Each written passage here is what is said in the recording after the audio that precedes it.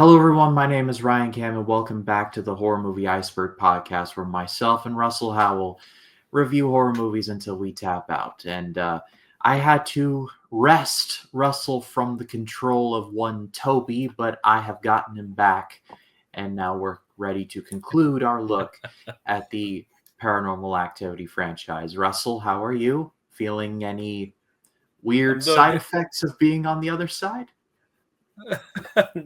no, I don't know. After watching these two, I don't know. Maybe we'll talk about that. But no. These last two movies in this series are not good. Like, Ghost Dimension pretty much killed the town, to use a wrestling term, and then Next of Kin had a good idea, but its real Achilles heel was that it was a Paranormal Activity movie. But we will cross that bridge when we get to that. But let us get into it, and let us put the nail in the coffin. Let's first get into 2015's Paranormal Activity Ghost Dimension. There's something behind you. This was directed by Gregory Plotkin. He's primarily known as being an editor. He was an editor on Get Out, A Quiet Place Day One, Game Night, so he is primarily known for his editing work. And this is the one, like I said, that pretty much killed the idea. Because, I'll just rip the Band-Aid off now, they get a special camera and can see the ghost. If that does not just defeat the purpose, then I don't know what does. Yeah, you get the special camera, and then you get holy venom. I feel like venom everywhere with the symbiote. You know, I remember watching this movie for the first time to prepare for a horror trivia match, and as soon as I saw the symbiote just doing its thing, I'm just like, what are we even still doing here? Like, just call an exorcist, get exorcised, and you're done. Like, what? It's barely even a movie. Why are we here? Yeah, this movie definitely drags. I think it's like an hour and 25 minutes like the other ones. It definitely it drags. Yeah, and you know, they try to, you know, there's a scene in the film where they're watching old tapes, because, you know, we have to have the VHS tapes. That's the thing that keeps everything in continuity with the Paranormal Activity franchise, because this person's watching tapes, and he believes that they can actually watch him live as he's watching the tapes, which makes no sense because this was like 30 plus years back. Like I said, it's just so God, it's just so bad. It's so hard to believe. You know, you just can't wrap your head around it. Yeah, and there's really no, like, you know, yeah, they're going to try to tie in with Toby. Yes, we have to have this Toby, and then we have to watch VHS tapes to just tie it all in. You know what I mean? We got to just tie it all in somehow, that this is a Paranormal Activity movie. You know, it's the thing that, like, with continuity, it's like it's all connected. It's all there. It doesn't have to be, and I talked about it several weeks ago when we were talking about the marked ones, and like, if the marked ones had divorced itself from Toby in the main continuity, just do like a Halloween 3 Season of the Witch kind of thing, where it tells a different story but retains some elements that make it go, okay, this is very clearly Halloween, then it would have been set. But no, it's like the dedication to have Toby and then Katie and Christy and then just the whole family, I just didn't care for it. Yeah, kind of obviously, even I'll even go to bat and say that, you know, the Next of Kin, I thought, because of the fact that it kind of went off on its own beaten path, it tried to make its own way through the forest, so to speak, and the execution, there's a lot of things that we could have done with that. We'll obviously talk about that, but I appreciate at least the fact the first half hour I'm invested in Next of Kin as opposed to Ghost Dimension, where I'm just, we have a special camera, and then all of a sudden now it's supposed to, like, you're supposed to be able to see supernatural or like spiritual entities. Come on, man. The series of conveniences that lead up to the whole continuity thing, I'm just like, guys, come on. Like, I'm pretty forgiving when it comes to stuff like that. If you're telling a good story, then I can, like, here's my hand. You may take my hand. You can lead me on. Just don't waste my time. Katie is the real estate that sells this family the house. Yeah. then it's conveniently located right next door to the house that is owned by the cult called the Midwives, and then the hunter is somehow involved because the father that they call is somehow related to that. It just And the daughter has the same birth date. Come on, man. Come on, the, really? We're doing that. We're gonna do that. Like, there's just this too much. family There's should yeah. this family should play the lottery. They'd be multimillionaires.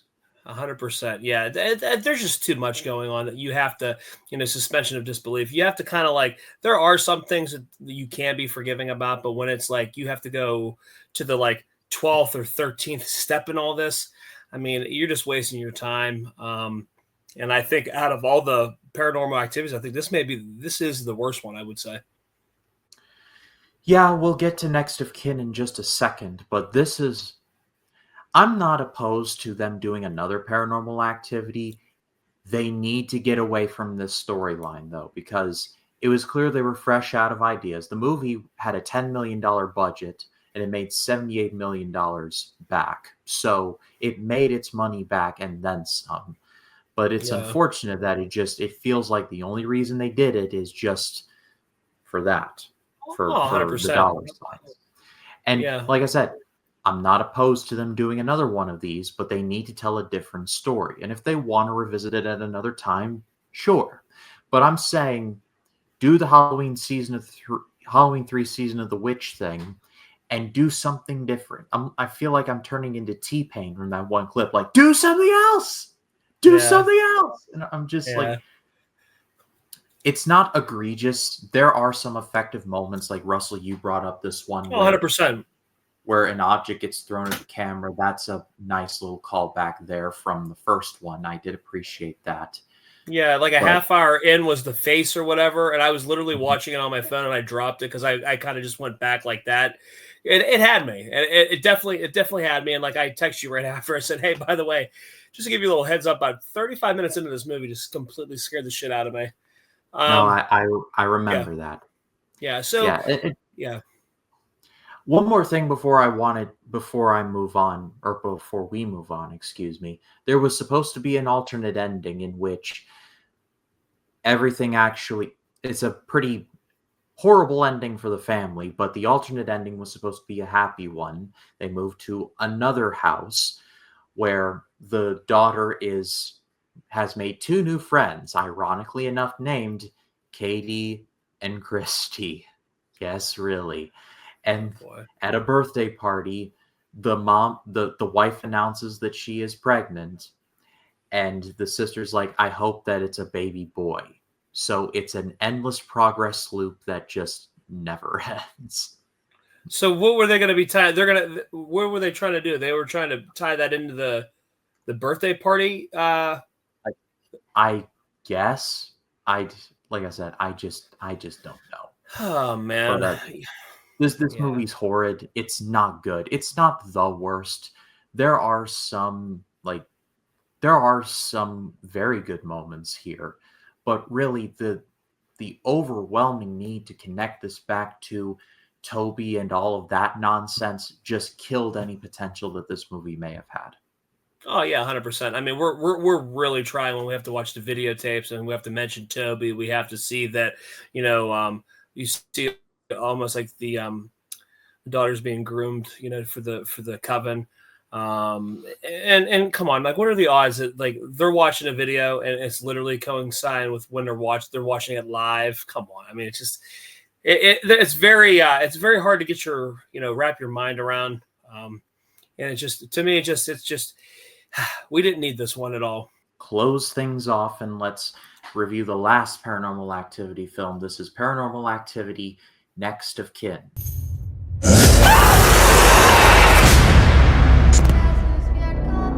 This was released on Paramount Plus on October 29th, 2021.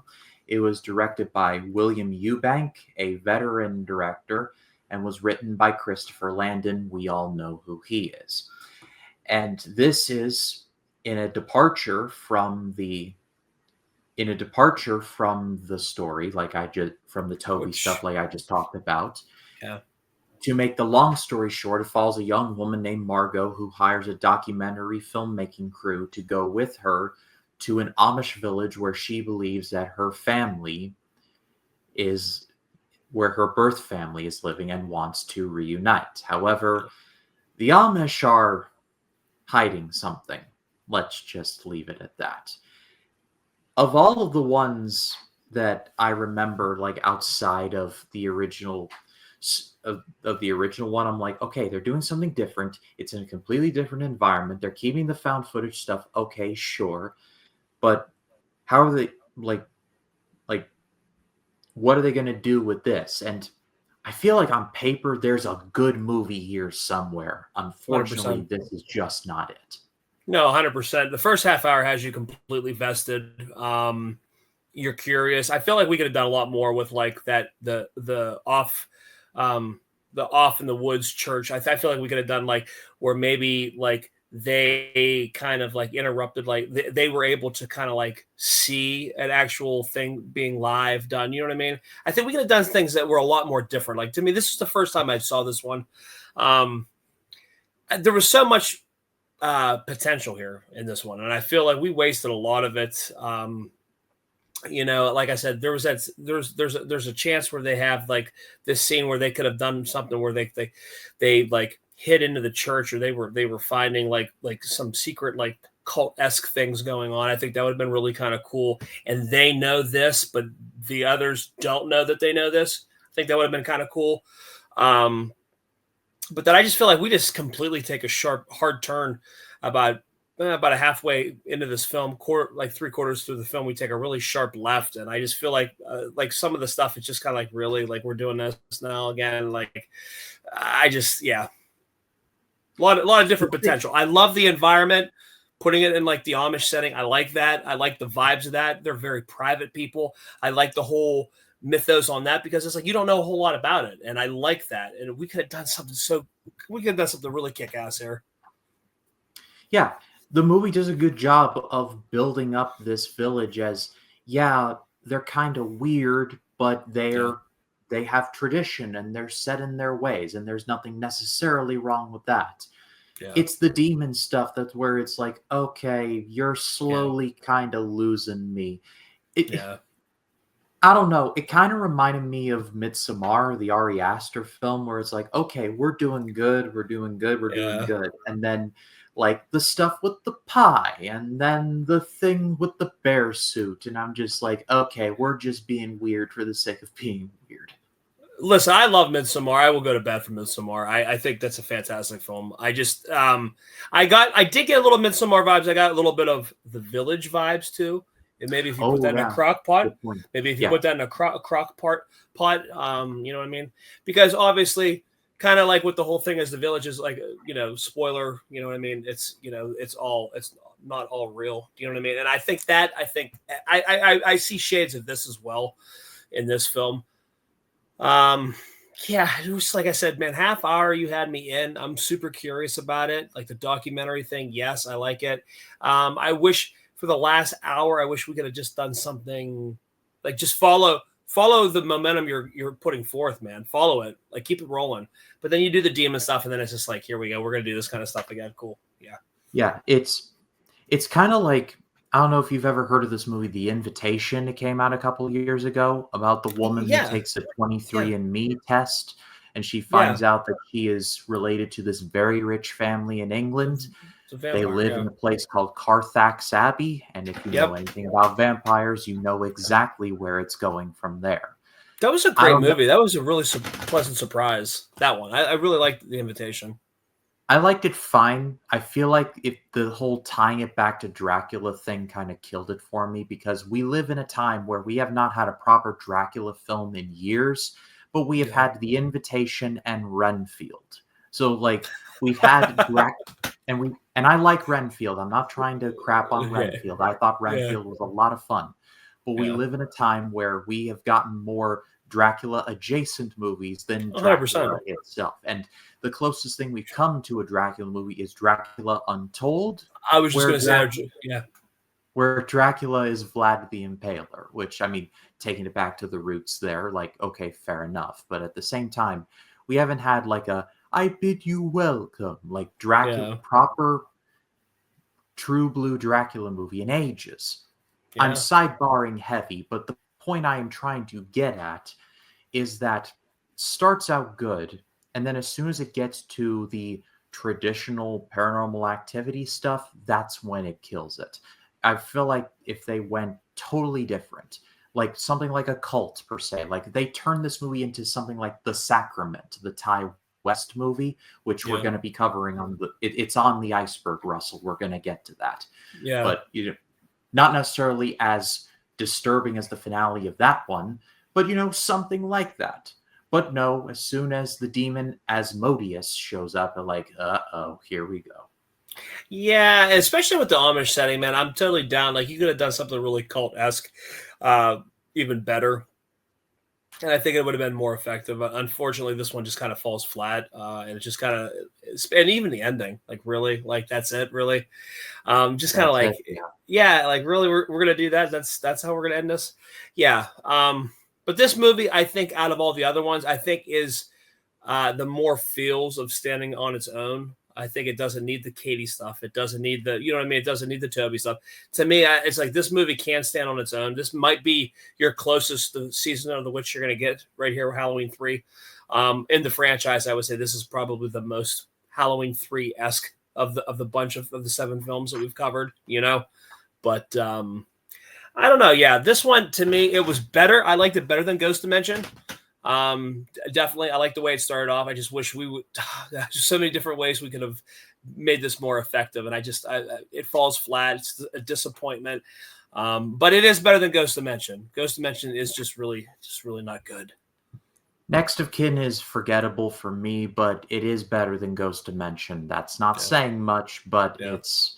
it's better than nothing at all. But just in terms of this series as a whole, I feel like if I had to rank them, and I'm doing this like way spur of the moment, I'm going Ghost Dimension is the worst one, then Next of Kin, then Marked Ones, then 4, then 1, then 2, then 3. And I'm just spitting that like I'm spitballing. I would say, yeah, I would say Ghost Dimension is the worst. I would then throw Next of Kin. I would say the Marked Ones was good, but then Marked Ones, you could throw Marked Ones or Next of Kin either or. To me, honestly, and then I would go 1 because we're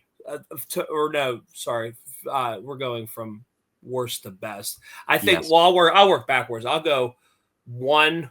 1's still my favorite. 2's pretty damn good though. So I might just do it 1, 2. I might just go cop out and go 1, 2, 3. 1, 2, 3, 4, and then switch it off there. I'm thinking. Okay. But potentially, I'm just spitballing too. I'm trying to think because two was pretty damn good as a sequel, but 1 was the OG, so that's why I'm giving it that. So I might go 1, 2, 1, 2, 3, 4. I would go Marked Ones.